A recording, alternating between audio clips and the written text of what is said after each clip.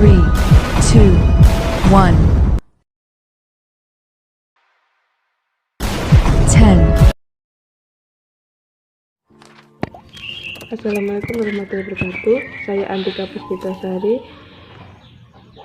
akan mempresentasikan makalah kami yang beranggotakan saya sendiri dan Naimatus Sadiah dengan judul Media Pembelajaran Audio. Yang pertama, media pembelajaran. Media pembelajaran adalah media yang digunakan guru untuk membantu anak didiknya agar mereka bisa belajar sesuai dengan kebutuhan minatnya. Jadi di sini tuh media pembelajaran adalah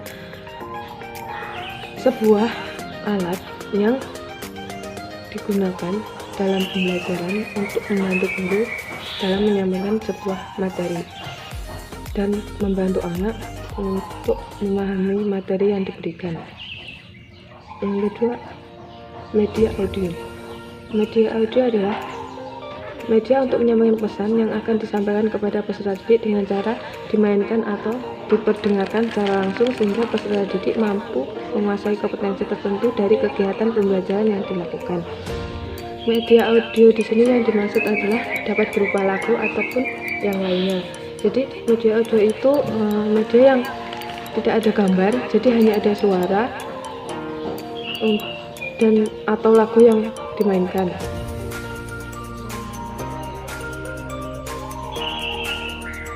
Selanjutnya, manfaat media audio. Manfaatnya adalah yang pertama, dapat meningkatkan gairah belajar pada siswa. Yang kedua, semua panca indera yang dimiliki siswa harus bisa ikut aktif dalam pembelajaran menggunakan media. Yang ketiga, bahasa yang disampaikan merupakan bahasa sehari-hari. Yang keempat, dapat membangkitkan dunia teori dengan realita. Yang kelima, menarik perhatian siswa lebih besar. Yang terakhir, membantu mempermudah belajar siswa dan juga mempermudah proses penyampaian guru. Jadi manfaat media audio di sini adalah sangat banyak sekali. Salah satunya yaitu dapat mempermudah siswa untuk memahami materi.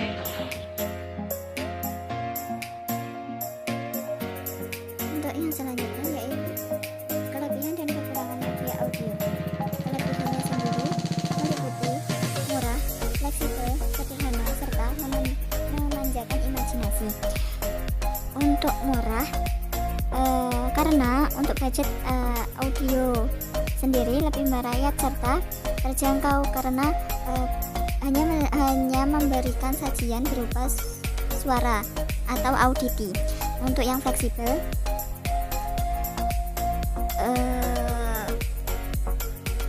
jenis audio sendiri sebenarnya banyak, namun yang salah satunya yang berformat digital itu lebih fleksibel seperti MP3, layar, podcast, dan masih banyak lagi. Sedangkan untuk pada zaman dahulu audio itu kurang maksimal apabila dibawa ataupun didengarkan di mana saja karena kurangnya fitur yang memadai. Untuk yang sederhana yang bersama dengan yang murah karena audio sendiri itu meliputi suara saja, berbeda dengan yang video. Kalau video itu meliputi suara juga meliputi berupa gambar, ada gambarnya juga. Nah, untuk yang memanjakan imajinasi karena pendengar dituntut untuk bisa lebih memahami dengan hanya melalui suara, sehingga dia harus bisa memiliki imajinasinya sendiri. Untuk yang selanjutnya yaitu kekurangan dalam pembelajaran penggunaan audio meliputi tidak dapat menggambarkan secara detail karena terbatas oleh deskripsi dari si penyampai materi, serta dapat dipersepsikan yang berbeda karena pemahaman setiap orang itu berbeda-beda, sehingga apabila dia menerima informasi maka ia akan menangkapnya sesuai dengan kemampuan mereka masing-masing. Untuk yang selanjutnya yaitu langkah-langkah pembuatan audio. Ini ada 3 tahap. Yang pertama produksi, yang kedua yang pertama itu praproduksi, yang kedua itu produksi, dan yang ketiga pasca produksi. Untuk yang praproduksi sendiri ini meliputi 2 rangkaian, yaitu telaah kurikulum serta penulisan naskah. Dan yang produksi itu meliputi casting, recording, editing, mixing, preview, serta mastering. Di sini proses casting dilakukan karena untuk siapakah yang akan mengisi suara tersebut atau siapakah yang akan menyampaikan materi tersebut dengan pembawaan yang sesuai dengannya. Yang selanjutnya recording tahap lanjutan dari penulisan naskah dan casting tersebut. Untuk yang editing agar audio tersebut lebih menarik lagi, bisa ditambah dengan berbagai backsound ataupun bisa dikreasikan lagi agar pendengar tersebut lebih tertarik mendengarkan materi itu. Selanjutnya pasca produksi. Di sini merupakan tahapan pembuatan finish audio dan siap diedarkan ke masyarakat.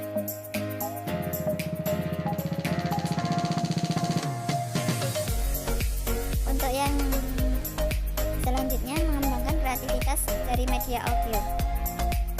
Pengembangan kreativitas sendiri memerlukan proses yang panjang dengan selalu konsisten dan telaten, karena kreatif bisa menjadi keahlian apabila disalurkan dengan stimulus yang baik.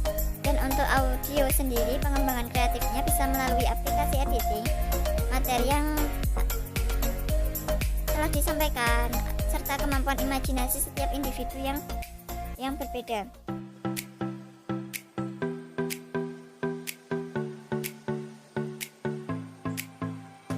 Sehingga pembuatan melalui media audio bisa didukung dengan berbagai macam fitur tersebut. Nah, untuk mengaplikasikannya kepada anak usia dini disesuaikan dengan materi-materi yang sesuai dengan kemampuan anak-anak. Bisa meliputi nyanyian ataupun edukasi mengenai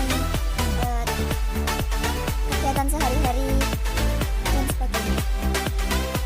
Untuk selanjutnya silakan melihat contoh pembuatan audio anak usia dini.